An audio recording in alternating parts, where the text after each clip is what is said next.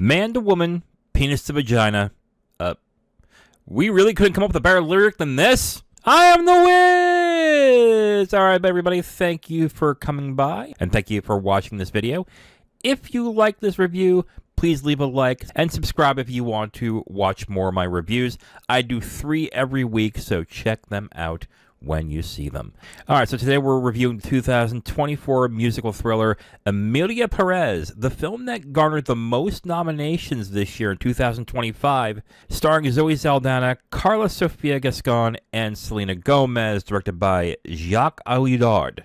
There's really a lot to talk about with Emilia Perez. Honestly, I could go into the Oscars and if I feel like it's going to win or not. I don't really think the conversation is worth having right now since we just got the nominations a week ago.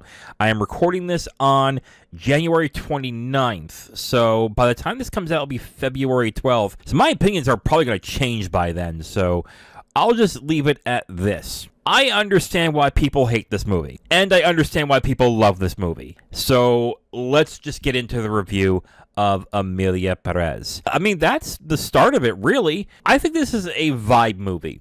And what I mean by this is you are either going to be on the same wavelength this film and really vibe with it, or you are not, and you are going to hate it. I can see a lot of people having a very strong reaction to this movie for a number of reasons. And I think the first thing that needs to be discussed is what exactly is Emilia Perez? And honestly, if you've seen some of the clips, it is a musical. You probably already know that. But if you were like me, when this film started to go into the release schedule in like September, October, November, clips of certain sequences started coming out, and if you were like me, you probably watched it and went, what the hell is this? and being surprised that this is the movie that is getting all the buzz for Oscars. And I will be honest with you, I saw some of the clips and I went, what are people smoking? What is going on? After I watched this, it became clear. See, this film reminded me of 2 things. I think this film can be best described as a mix of Breaking Bad and the film The Umbrellas of Cherbourg. Breaking Bad, I think everyone knows what that is, so I'm not even going to describe that. But Umbrellas of Cherbourg is a Jacques Demy film that is a musical, but everything is sung, and it's sung in an operatic way. And I think the best way to describe Emilia Perez is that it is an operatic musical, which means a lot of the things that are in the film that propel the plot forward is going to be in the music. Basically, the music is very conversational in a weird way. And if you are not used to that, and I'll be honest, I'm not either used to that, so I am with you if you aren't. But if you're not used to that and you're not familiar with it, it's going to be really weird. And that's why the scene that came out beforehand, which is the man, the woman, penis to vagina, the song really felt weird when you see it on a clip out of context of what the movie is.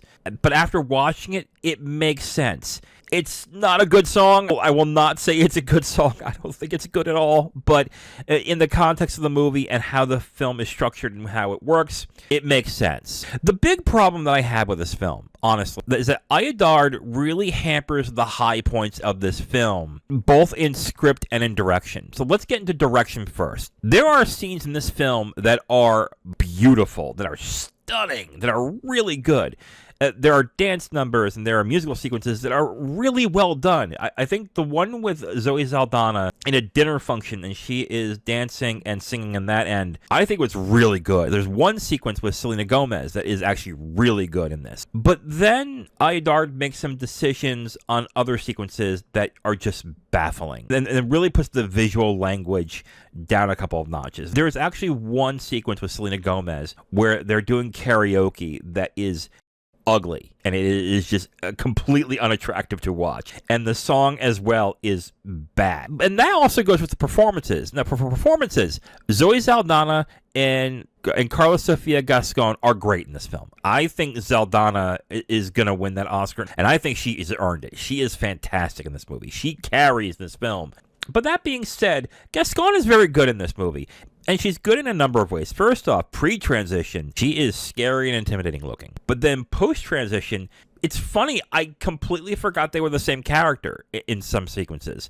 The film does remind you that they are the same character, of course, but when I was watching the film, I definitely had to remind myself, this is the same character you met in the beginning, that's the drug dealer, like, whoa, that is a transformation. So that was definitely very good. Selena Gomez, however, is kind of hit and miss, in my opinion. There are some sequences and some parts of the performance that are very good, but there are others that I think are just a mess.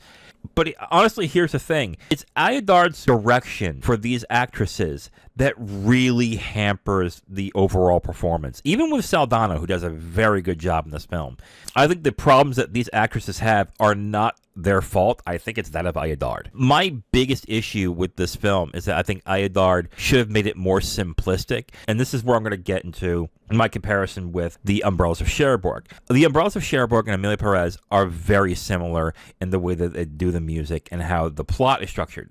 But Umbrellas is a more simple film. It's about 90 minutes, and it sticks with one story. Emilia Perez is about 2 hours and 15 minutes, and it goes through all these themes and different plot lines that I thought was kind of unnecessary, and I think really did not help the overall plot. But I feel like even the performances of this film are hurt by Audiard's direction, and not even just his direction, but also in the way he did the screenplay.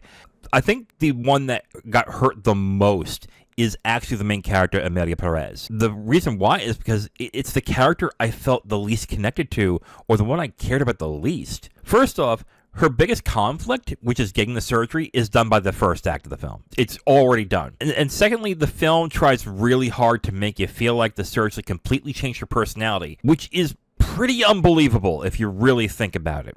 The film also makes you want to believe that a lot of the worst aspects of Emilia isn't quote-unquote her in the film, but a slip of emotional distress.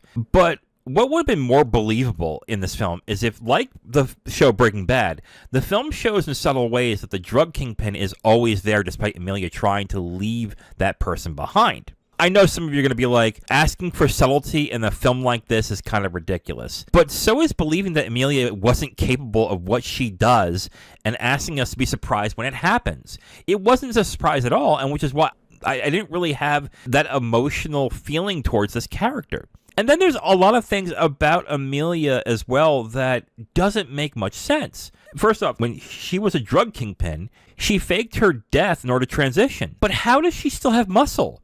How does she still have people who will hurt or kill for her? I don't get that. Why would these people do it? Maybe for money. Okay, maybe for money. But she also shows that she still has connections to the drug kingpins in that area. Why would they, when she is also trying to expose what they are doing? I think the film does a very poor job of making that believable. And here's another example. Why is Rita so close with Emilia, despite the fact that she threatened to kill her at some point, and then when she meets Emilia for the first time, she's afraid that she's going to kill her? Why would she want to stay close to this person? There are so many questionable things in this film that do not make sense when it comes to the character and the story. In fact, I think the characters in the story are not good at all in this movie. And yet, the energy of this film, the way that it flows, but I could see where people would hear my criticisms and go, yeah, who cares? But those songs are good, right? The dance sequences are great, right? The mood, the vibe of this film is just unlike anything else, right? And I gotta say, yeah, it kind of is. It's actually interesting. It's really good. But part of the film is they want you to care about these characters. And I kind of don't. I honestly don't, especially the main character. I think this film would have been better if it treated Emilia as a character that is very flawed, has a lot of issues, and a lot of demons. And the film doesn't really do that after she transitions. It just makes you believe that, oh yeah, guess what? The drug kingpin part never happened, don't worry about it. Which is not how real life works, unfortunately. If you read my review on IamTheWiz.com, you're going to notice that it is a lot longer than my other reviews, because I go into a lot of detail about my thoughts and feelings in the film, which I will not go over in this video review, but I will say this. There are some things about Emilia Perez that I did find striking and I thought was really good. Zoe Saldana and Carla Sofia Gascon do a really good job in this movie. I think some of the visuals and the songs are actually really good. I understand the vibe of it. I really feel it at certain points, but I really think the director really hurt this film in a number of ways. And it makes me conflicted as to what I think about the film, and it's going to show on the score. But like I said, I understand why people love it, but I also understand why people hate it. All right, so before I get into my score, let's get into what other people think of the film. Letterboxd users has this at a 2.3 out of 5. Now, a lot of people are complaining that this has been review bombed. Honestly, I don't buy it, to be completely honest. Letterboxd is a much more popular platform when it comes to reviews, and a lot more people are having stronger opinions on this than any other movie this year. But that being said, I'm going to point out as well that the IMDb score is a 6 out of 10, which if you knock it down to where Letterboxd is, that would be around a 3 out of 5. So take that for what you will. Rotten Tomatoes has it at a 74% fresh. And as for Oscar nominations, this has 13 Oscar nominations, which is in rarefied air. The only other films that have had more nominations are La La Land, Titanic, and All About Eve. All three of them have 14 nominations. I'm going to give Emilia Perez a 2.5 out of 5. Like I said, this is a vibe movie. This is a wavelength movie. If you are digging it, you are really going to dig it. If you don't, you are going to hate this film. But I think there are some pluses that need to be mentioned. The performances are very good. Some of the songs are really good.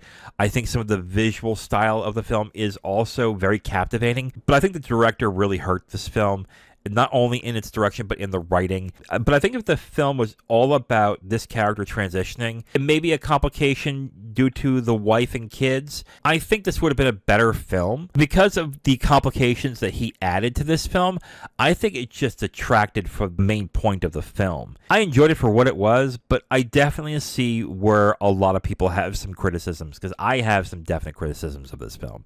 So, 2.5 out of 5 for me for Emilia Perez. Check this out on Netflix if you are interested. And I gotta say, even if you're mildly interested, I would say give it a shot. You might be surprised. All right, guys, thank you for watching. See you guys next time.